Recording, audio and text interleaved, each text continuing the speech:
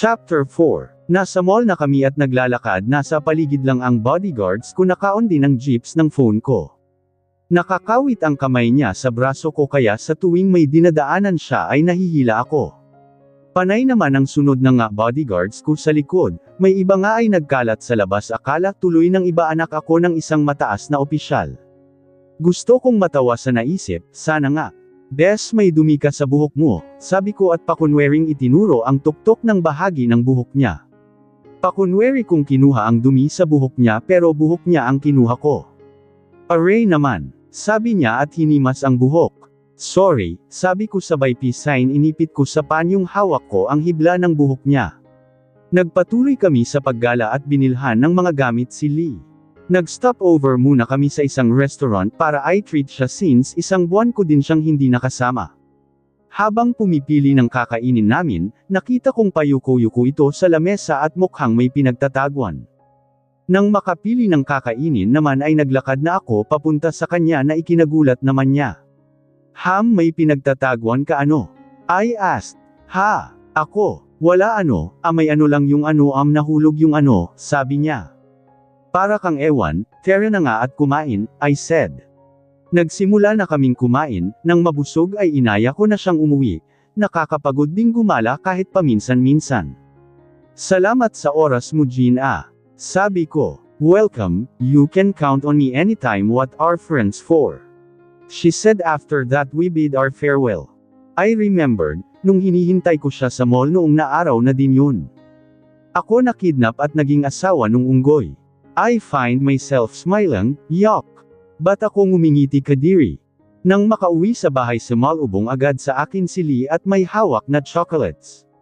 Sinong nagbigay sa'yo niyan? Tanong ko. Si Tito Dad po, sabi nito, at takam na takam pa sa kinakaing chocolate. Kumain ka na ba ng hapunan? Tanong ko. Sabay po kaming kumain tita, sabi nito. Tumango-tango ako at saka siya kinarga papasok sa bahay. May naramdaman akong parang may nagmamasid sa amin. Binaliwala ko na lang iyon. Binili mo ba lahat ng larwang gusto niya? Tanong nito. Ay butiki, napatili ako sa gulat. Ba't ka nang gugulat? Sigaw ko. Tinaasan lang niya ako ng kilay, aba talagang. Ibinaba ko si Lee at pinapunta sa sala para doon buksan ang mga pinamili ko. Alam mo, maiintindihan ko naman kung bipolar ka, pero wag mo naman araw-arawin. Tinitiis ko lang ang ugali mo kahit na inis na ako at gusto na kitang sabunutan, alam mo ba yon? Sigaw ko. Will you shut up? You're too annoying, that's why I keep on ignoring you, sagot nito at tinalukuran na ako sa sumunod kay Lee sa sala. Annoying daw. Ikaw ang annoying, pakain kita sa buwaya Sana naman hindi niya sangitan si Lee, aahitan ko na talaga ang kilay niya. Pero hindi dapat iyon ang uunahin ko. Umakyat ako sa taas at saka nagtungo sa kwarto ni Kervin. Pumasok ako doon, hindi naman nakalak, at aba well organized napakalinis at naka-arrange yung mga gamit niya, hindi makalat. Nagtungo ako sa banyo nito at saka kinuha ang toothbrush niya, pinalitan ko iyon ng kaparehong toothbrush nung saka niya, saka ako nagmadaling lumabas, muntikan pa akong madulas. Muntikan na yun tinext ko agad si Kali, ang kaibigan kong doktor. Magpapatulong akong magpa-DNA test para kay Jean at Kervin, at kapag napatunayang magkapatid nga sila, hindi ako magdadalawang isip na pagtagpuin silang dalawa, yun na laman, ang tanging paraan na alam ko para bumalik ulit sa dati ang pag-uugali ni Kervin.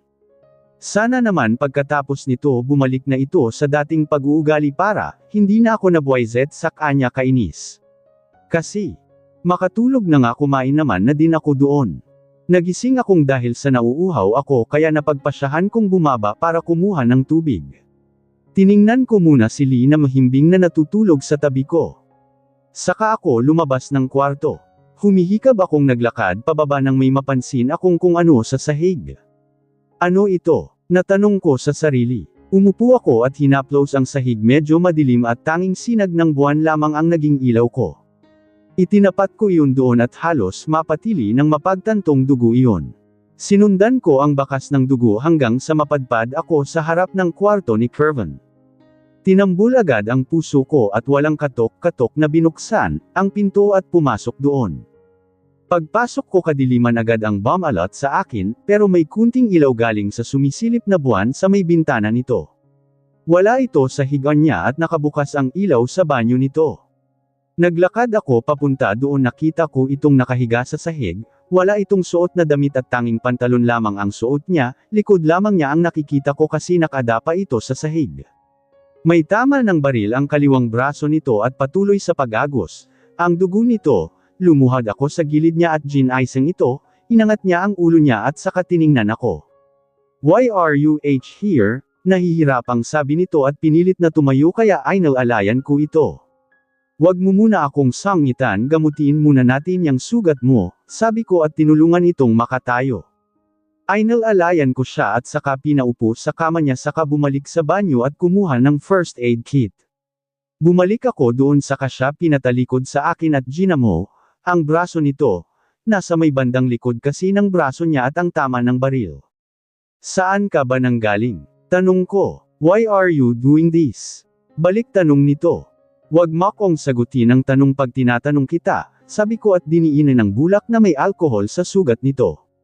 "Stop being sadistic." Galit na sabi nito at saka ako tinapunan ng masamang tingin. "Whatever," sabi ko rito. Matapos linisan ang sugat nito nilagyan ko ito ng gauze pad at saka siya pinaharap sa akin. "Thank you, you may live," sabi niya at iniwas ang mukha. Naimiwang ako sa harap niya saka siya tinignan ng masama. "Di ba kakasabi ko lang na wag mo muna akong sangitan, talagang pinipikan mo ako," sabi ko sa kanya. Sabi nito. Kumuha muna ako ng bulak at nilagyan ng ito ng alcohol saka dahan-daang inilagay ang bulak sa sugat nito. Kumunot ang mukha nito, tandang nasasaktan ito kaya naman banayad lang ang naging kilos ko. "Hoy, di mo pa sinasagot ang tanong ko, saan ka ba kasi nanggaling?" sabi ko rito. Hindi ako nito pinansin. Napakasungat talaga, nakakagigil. Nakatitig lang ito sa akin na parang tinatansya ang bawat kilos ko. Tiningnan ko din ito, ang akala ko ay iiwas niya ang paningin niya sa akin, pero parang nakikipaglabanan siya ng titig sa akin. "You're beautiful." Narinig kong bulong pero hindi ako sure sa narinig kaya naman ay tinanong ko siya. "Anong sabi mo?" I asked. "Nothing," sabi niya saka na nag-iwas ng tingin. Tinapos ko na ang panggagamot at saka kinuha ang first aid kit sa kama nito bago ito ibinalik sa lalagyan sa may banyo. Naglakad na ako papunta sa pinto, hawak ko na ang seradula nang bigla itong magsalita. "Bakit mo ako piniling makasama kahit alam mo naman na masyadong delikado?" Seryosong sabi niya. "No comment, sorry," sabi ko. "Baka iwan mo rin ako kagaya ng ginagawa ng iba," sabi niya. Tiningnan ko siya saka humarap sa kanya. "If you think that I will leave you, then dapat noon ko pa ginawa. Yes, sometimes you're so stupid to think na palagi mo akong iniinis and sinisermonan, palagi mo akong snob, pero okay lang, sino ba naman ako, hindi ba? I'm just nothing compared to your ex, sa papel lang naman tayo kasal," sabi ko. Umiwas ito ng tingin sa akin. At first, inisip ko na tumakas na lang dahil alam kong magiging delikado ang buhay ko rito, but then I realized, maybe God has a plan for me. I never thought of having a boyfriend or even marrying, because I still want to enjoy my life. Hindi ko alam kung kailan ako mawawala sa mundo kaya mas minabuti kong magpaka-single para ma-enjoy ang sarili kong buhay. Dugtong ko naman, hindi na ako nakatanggap pa ng salita mula sa kanya, kaya naman ay lumabas na lang ako para uminom ng tubig. Matapos uminom, umakyat uli ako sa taas para bumalik sa kwarto ko nang may magsalita sa likod ko na ikinagulat ko. "Ano ba, kagulat ka naman?" sabi ko habang nakahawak sa puso ko. "Samahan mo akong uminom," aya niya. May saltik sa utak. Sumunod ako sa kanya papunta sa minibar dito sa second floor. Akpervan hindi sa pagiging sismosa, kaso nagpakwento ako kay Manang tungkol sayo. Hinintay ko siyang pagsalitaan ako ng masama pero hindi ito gumawa ng kung ano. Sinalinan niya lang ako ng alak sa baso at itinulak ito palapit sa akin. "Spill the beans," sabi nito at inisang lagok ang laman ng baso nito. Huminga ako ng malalim bago nagkwento sa mga nalaman ko. Ilang baso na din ang nainom ko at medyo tipsy na ako pero nagpatuloy pa rin ako sa pag-inom. "How about you? Do you have siblings?" tanong nito. "Meron, 2, si Kuya Seve at Ate Sab," sabi ko. Wala na ang parents namin na aksidente sila habang papunta sana sa trabaho, kaso nawalan ng brake yung sasakyan ni Papa. Pinigilan ko ang maluha sa harapan niya pero ayaw talaga naiiyak ako tuwing naaalala ko iyon. Tapos si Kuya Seve naman nabaril sa ulo, ligtas naman siya pero hanggang ngayon ay comatose parent, iniabot niya sa akin ang tissue. Napaka-supportive mo naman. Kinuha ko sa kamay niya ang bote ng alak at nilagok lahat ng laman nun. Stop drinking, you're getting drunk, sabi nito nang akmang kukuha pa ako ng isa bote. Come on, ikaw ang nag-aya saking uminom tas pagbabawalan mo ako. Sabi ko at pilit parent kinukuha sa kamay nito ang bote ng alak. Tinapik lang nito ang kamay ko. Ang init naman, gusto ko atang maghubad. Kahit nahihilo ay tumayo ako sa kapagewang gewang na naglakad, habang isa-isang hinuhubad ang suot. I was about to remove my brassiere when I felt his hands on my waist, bago ako binuhat pa bridal style. Tumigil ka nga sa paghuhubad, pinapaikot mo ako. Sumirit siya. Ha! Ang init kaya. Bitaw nga muna, maghuhubad pa ako, pamimilit ko. Damn! Patuloy siya sa pagmumura. Ano ba, ibaba mo ako? As in now na. Lasing na, sabi ko. Tapos ka na para ngayong gabi, babae. Sinabi niya. Naramdaman kong may ibinalot siyang kung ano sa akin kaya hindi na ako nagreklamo pa. Alam mo, mabilis talaga akong nalalasing, humadjakik ako sa kanapakapit sa leeg nito. Naglakad na ito papalabas sa minibar. Ang gwapo mo pala sa malapitan, yun ang huling sinabi ko bago ako mawalan ng malay. Nakatulog siya sa bisig ko, kaya napagdesisyonan kong dalhin na lang siya sa kwarto ko, baka kasi magising yung bata. Inihiga ko siya sa kama saka siya kinumutan. Naalala ko yung ginawa niya minutes ago, gusto niyang maghubad at lalaki. Ako, she's turned on me. Yes, I have my needs and I don't want to pressure her since we are still in the getting to know kinda stage. Nagpipigil lang ako kanina and if ever na mangyari ulit yun, I don't know if makakapagpigil pa ba ako. She's really something, ibang-iba siya sa mga babaeng nakasama ko. It's like, I want to take care of her, yung para siyang babosagi na gamit na kailangan ng handle with care. Tingnan ko ang maamo nito mukha at ikinumpara ang mukha niya paggising. Gusto kong matawa, every time she tells me that she's pissed because I keep on ignoring her. I don't know, mukhang nakasanayan ko ng inisin nito araw-araw. The other side of my mind keeps on telling to kiss her, while the other side said na matulog na lang ako. I shake my head off para mawala ang iniisip kong iyon. Hinubad ko ang suot na sweatshirt saka tumabi dito, wala namang masama, mag-asawa naman kami. Nagising ako sa sinag ng araw na tumatama sa mukha. Pinakiramdaman ko muna ang paligid. Teka, ba't biglang lumaki si Lee? Oh my God, wag mong sabihin. Napabalikwas ako sa pagkakahiga pero napahiga ulit ako kasi biglang umikot ang paningin ko at parang pinipiga ang ulo ko sa sakit. Idinilat ko ang mata at tiningnan ang katabi ko. Nakaharap sa akin si Kervin at mahimbing na natutulog, ba't ang pogi, ela ano ba yang iniisip mo? Pilit kong bumangon, uupo na sana ako sa kama nang maramdaman kong may malaking bisig ang yamakap sa bewang ko kaya napahiga ulit ako. Inilagay niya pa ang paa niya sa legs ko. Aba, dahan-dahan kong inalis ang kamay nito sa bewang ko saka ang paa nito bago umalis sa kama nito. Kahit nahihilo at mabigat pa ang ulo ko dahil sa hangover, nagmadali, pero akong umalis sa kwarto niya, saka pumasok sa kwarto ko, inilagay ko ang kamay ko sa tapat ng dibdib ko. Ba't ganito ito? Hindi ko maintindihan bakit ako nagkakaganito.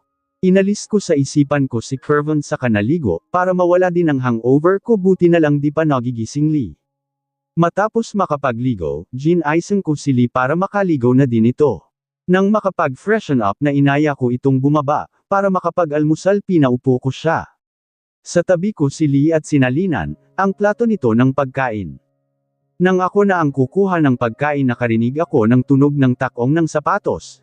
Agad na lumingon ako sa direksyon niya, tumutulo pa ang tubig galing sa buhok niya habang siya naman ay naglalakad na parang model, habang inaayos ang sleeves ng suot nitong tuxedo. Ba't ang gwapo niya? Aish! Ella, focus, kakain ka pa diba? Inialis ko ang paningin ko sa kanya saka napalunok, hindi pwede. Nagkakagusto na ba ako sa kanya? Wow, bakit siya pa? Aish, nababaliw na ata ako. Tita Mommy, ayos ka lang po. Nabalik ako sa aking huwisyo nang may yumugyug sa balikat ko. Napatingin ako kay Lee at sa lamesa dahil napadami ang paglagay ko ng ulam sa plato ko. Pasensya na. Paghingi ko ng paumanhin, nakita ko sa gilid ng mata ko na nakatingin si Kervan, sakin habang mahinang ninunguya ang kinakain nitong bacon. Nilangon ko ito at sinama ng tingin, pero tinaasan niya lang ako ng kilay. Gusto mong ahitan kita ng kilay? Napatikip agad ako sa bibig ko nang mapagtantong napalakas ata ang pagkakasabi ko. Kunot noong tanong nito. I mean, gusto mo pa bang ikuha kita ng bacon? Palusot ko. Buwest na bibig ka o kainis. I'm good, sabi nito sa kapinunasan ang bibig ng table napkin. Aalis ka na po? Tanong ni Lee sa kanya. Yeah, I have a lot of works to do, be a good boy, okay? He said. Tumayo ito at ginulo muna, ang buhok. Tumingin ito saglit sakin at inirapan ako. Aba talagang, inubos ko ang pagkain sa harap ko at saka sumunod sa kanya. Hoy! Tawag ko. Hindi ako nito pinansin. Kervan, ano ba sigaw ko rito? What? Irritable din itong sabi. Dadalawin ko sa ospital ang kapatid ko, matagal-tagal na din akong di nakakadalaw doon, sabi ko. Yeah, do whatever you want but never leave the house without your bodyguards, sabi nito sabay alis. Eddie, wow, sabi ko saka nag-make face kahit wala na ito.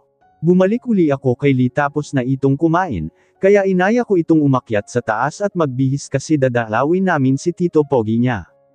Tita Mommy, kailan po gigising si Tito? It's been 3 years since the last day I saw him smiling at me po, sabi nito habang ibinubutons ko ang suot nitong polo. Hindi ko rin alam baby, baka kailangan niyang magpahinga ng medyo matagal. Alam mo namang napakabisi ni Tito mo, hintayin na lang natin siyang magising at batiin siya. Our biggest, warmest and best hug ever. Naku po, mapapasabak na naman ako sa English debate nito. Okay tita, how about Tito Dad? Tita, I haven't seen you being sweet towards each other, you always bully him po, sabi niya. Anong bully him? I asked. Tito Sol, binubuli mo daw siya tapos nagsasabi ka daw po ng bad words, di ba Tita Mommy, sabi mo sa akin na bawal, ang magsabi ng bad words kasi magagalit si Papa Jesus. Naku, brainwash ng mukong na yun ang sarili kong pamangkin, ginawa ba naman akong masama? Hindi ko binubuli ang tito mo, siya lang tong bipolar, sarap santikin, sabi ko at saka nagbihis na rin. Brinade ko into a crown braid ang buhok ko saka naglagay ng kaunting makeup. Matapos makapag-ayos, bumaba na kami para umalis. Magpapasama sana ako sa hospital kasama ko, ang pamangkin ko, pwede bang magsama ka ng maraming bodyguards para bantayan kami? Tanong ko. Ma'am, on duty po silang lahat ngayon, tanging ako, si Safiro at Seb lang po ang nandirito. Saka may sniper naman po sa labas para kung sumugod man ang kalaban mapapatay agad sila, sabi nito. Ang dami naman sinabi, tinatanong ko lang kung pwede siya maging driver ko. Tinanguan ko ito saka sumakay na sa sasakyan. Sa hospital naka-confine si kuya, malaki na din ang bills namin sa ospital kaya napagdesisyonan ni ate na mag-abroad na lang. Sinigurado muna ni Safiro ang parking lot bago kami nagbukas. Nang makapasok sa hospital, nagpunta agad ako sa room. Hi kuya, bati ko, alam kong naririnig niya ako.